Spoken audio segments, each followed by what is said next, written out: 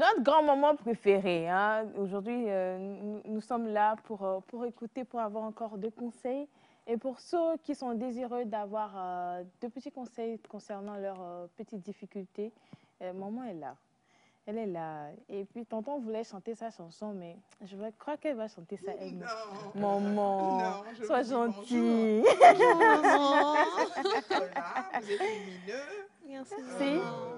Vous êtes high. Ouais. Et moi-même, j'ai dansé. Ah oui. C'était super comme ambiance. Merci, maman. Ça va bien. Vraiment. Ça va bien. Très Oui, bien. tout va très bien. Oh, grâce. Je suis là, comme j'ai l'habitude de dire, bombardez-moi de questions. Ouais. Maintenant, l'essentiel, c'est vraiment de bien se porter Ouais. au physique, enfin, Et au aussi que- spirituel, à tout. Donc, de telles chansons, ça booste. ouais. Mhm. Hein, et je crois que c'est vraiment le moment de la révolution humaine, spirituelle. Et je suis contente que les jeunes parlent comme ça. Si ça peut toucher, c'est formidable. Ouais. Et chacun se remet en question Ouais. dans ses actes, dans ses pensées, dans ses paroles. Formidable. Formidable. Bon, nous allons commencer par parler la dernière fois de l'œuf blanc. Alors oui, on avait commencé à parler en fait des avortements Oui. qui pouvaient marquer très fort. Oui. Et j'essayais de faire comprendre que tout a une cause. Et si on comprend la cause, on peut aller au-devant des solutions. Oui. En effet, l'œuf qui commence par la fusion de deux gamètes, Oui. le spermatozoïde et l'ovule, peut avoir des problèmes. Le gamète peut être mal formé, le spermatozoïde en question, et l'ovule également. Donc, l'œuf au démarrage n'est pas garanti, pas forcément. Donc, ce qui se passe, c'est qu'au fil de l'évolution, nous, les gynécos, on surveille. D'abord, c'est le sac qui se met en place, puis l'embryon vient, il apparaît. À force de multiplication des cellules, de division, ça dépend de quel côté on voit la chose, eh bien, il se passe que, après un certain temps, l'œuf devient réel et l'embryon se rend visible. À partir de 5 semaines plus 3 jours, vous allez voir le tissu nodal battre, c'est-à-dire la place où il y aura le cœur, ça va commencer à battre. À ce moment-là, c'est le sac qui évolue le mieux et qui témoigne le mieux de la vitalité, parce que ce sac-là, il est amorti par l'utérus et amorti par le fait qu'il contient de l'eau. Mais lorsque vous êtes en surmenage physique, lorsque vous êtes à dos de moto tout le temps, par des routes très escarpées, eh bien, le sac peut se décoller. Vous imaginez un petit bébé qui essaie de s'accrocher à chaque fois et que finalement, ces petites fibres qu'il envoie se décrochent à chaque fois. Ça se décroche et ça fait du sang. Et le sang tente de décoller le trophoblaste. Le sac, s'il se décolle trop largement, il estompe la communication entre la maman et l'embryon. Donc, vous allez avoir une fausse couche. Et le stress aussi. Le stress, je n'ai pas tout cité, c'est vrai, le stress, une femme enceinte doit regarder son nombril et voir si ça pousse. Donc, quand tu as la tête baissée, tu ne vois rien d'autre qui te dérange dans l'environnement.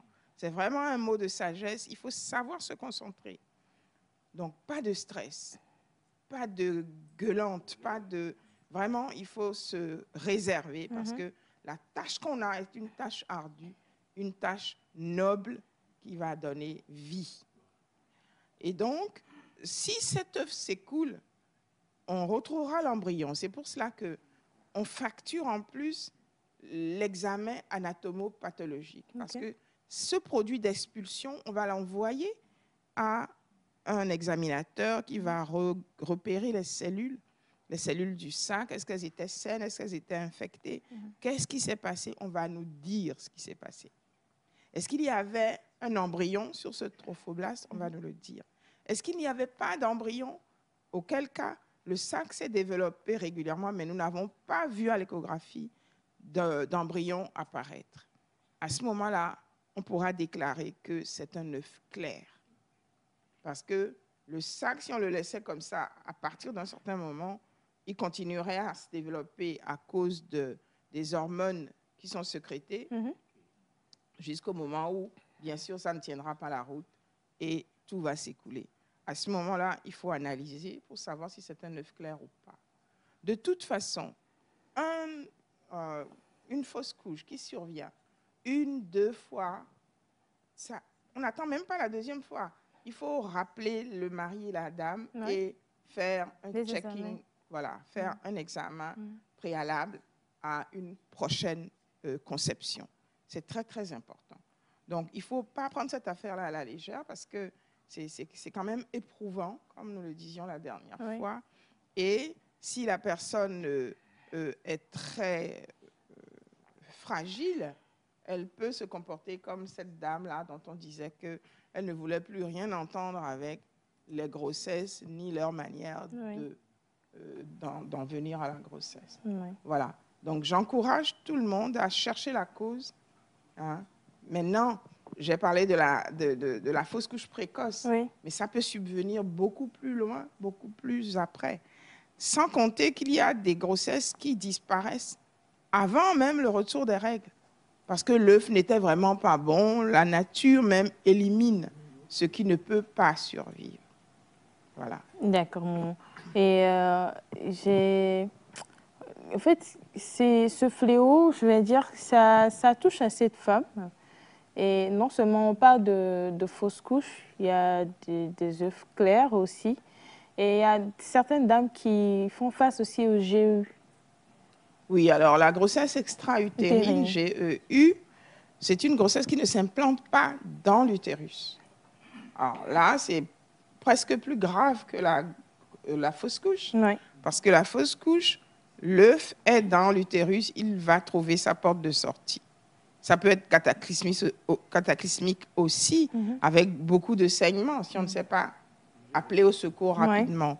Mais là, la GEU, la grossesse se développe en extra-utérin, dans la trompe, selon les portions de la trompe, parce que c'est un embryon qui n'a pas réussi à arriver jusque dans l'utérus. Il a été stoppé soit par des inflammations, des rétrécissements, des polypes, etc. Ces choses-là peuvent se passer dans la trompe. Donc, cet œuf, lui, sous l'égide de ces hormones, il va commencer à grossir, à se multiplier. Et là, à un moment donné, la trompe n'y tenant plus, va éclater. Et ça vous donne du sang dans le ventre. Alors, cette douleur est spécifique en coup de poignard. Vraiment, c'est un coup de tonnerre ou d'éclair dans un ciel lumineux. Et là, il faut absolument retrouver votre médecin, votre gynéco, pour une échographie, pour un examen. Et on essaye de tout faire pour déceler cette grossesse extra-utérine qui appelle à une intervention. Donc, on doit stopper le sang qui coule. Sinon, on a une inondation péritonéale. Les yeux sont blancs.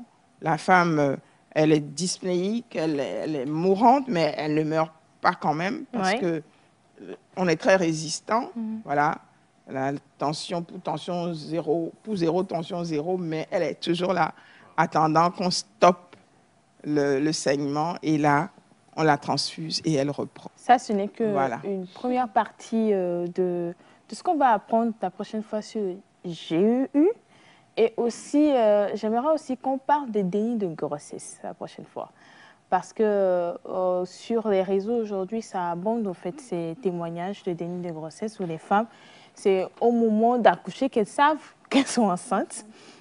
Or, il faut se préparer pour l'accouchement, il faut faire des achats, psychologiquement aussi, il faut se préparer. Donc, on va en parler encore un peu plus. Et ceux qui ont des questions, n'hésitez pas à envoyer vos questions sur le numéro qui s'affiche à l'écran et aussi mon numéro de téléphone pour ceux 90 qui veulent. 35 20 35 40 40 94. 90 35 40 94 pour contacter Maman Ida. Clinique Miorem pour vous servir. Miorem pour vous servir. C'était l'émission du jour. Nous étions chapeautés par M. Koulani et toute son équipe. Nous avons parlé aujourd'hui de chou-fleur. Nous avons parlé de la santé, parlant des œufs clairs. Et nous avons aussi commencé par parler un peu de la GEU. Et nous avons eu des artistes.